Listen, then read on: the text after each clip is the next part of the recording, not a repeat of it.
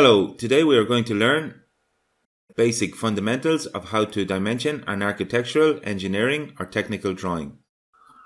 How to dimension shapes with arcs, radiuses and chamfers. To dimension arcs less than 180 degrees, we use dimension radiuses, and there are three different styles that we can use, depending on the size of the arc and the space available in the drawing.